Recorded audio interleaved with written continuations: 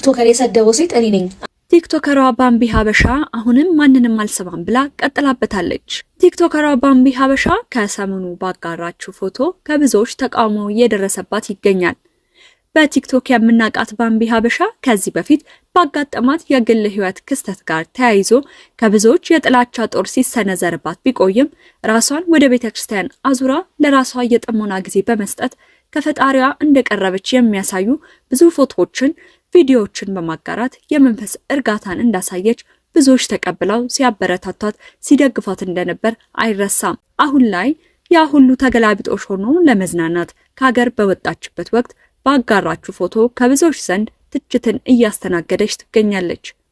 ወደ ቤተክርስቲያን ተመልሳ የተደረገላትን ታምር ስትናገር ብዙ መንፈሳዊ ጉዞዎችና መንፈሳዊ አገልግሎት ላይ ስትሳተፍ እናውቃት ነበር።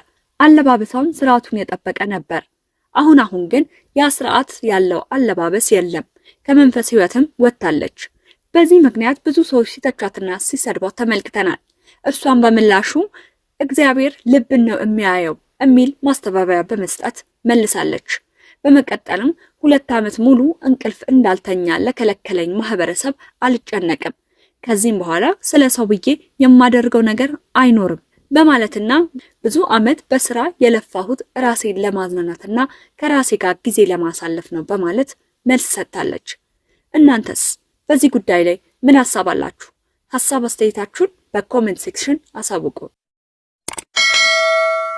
ስር ከወጣሁበት ጊዜ ጀምሮ እስካሁን ሰዓት ድረስ በጣም እየተፈተንኩ እገኛለሁ። ታዋቂው ቲክቶከር ጆን ዳንኤል ከእስር ከተፈታ ጊዜ ጀምሮ በህይወት ውስጥ እያለፈበት ስላለው ከባድ ትግልና ሰዎች ስላሳደርበት ጫና ሐሳቡን አጋርቷል። ጆን እንደገለጸው ከእስር ከወጣበት ቀን ጀምሮ ህይወቱ ፈታኝ እንደሆነችበትና ሰዎች በከፍተኛ ሁኔታ እንደተነሱበት ተናግሯል። በዚህ ሳምንት ቲክቶክ ላይ ምንም ቪዲዮ ሳልሰራና ላይቭ ላይ ሳልገባ ስቀር ስለኔ የሚወራው ወሬና አሉባልታ ሁሉ ጸጥ ማለት አስተዋልኩ ይላል ጆን። ያኔ ነው ሰዎች ችግር ያላቸው ከኔ ማንነት ጋር ሳይሆን ከምሰራው ስራ ጋር መሆኑን የተረዳሁት በማለት አንዳንዶች በበጎ ስራው ላይ ያላቸውን የተሳሳተ እይታ ተችተዋል። የኔ ስራ ጎዳና ተዳዳሪዎችን መመገብ፣ ንጹህ ውሃ ለሌሎች ማድረስና ቲክቶክ ላይ ከምሰራው ስራ ከኪሴ እየከፈልኩ ሰብአዊ ድጋፎችን ማድረግ ነው ሲል የገለጸው ጆን ዳንኤል ይህንን ሁሉ እያደረኩ እንኳን ሰዎች አሁንም ሊያጠቁኝና እንደወርቅ ሊያዩኝ ይፈልጋሉ ሲል የገጠመውን ከባድ የስነ ልቦና ፈተና አብራርቷል። ሆኖም ጆን ይህንን ሁሉ በጎ ስራ የሚሰራው ከሰዎች ምስጋና ፈልጎ እንዳልሆነ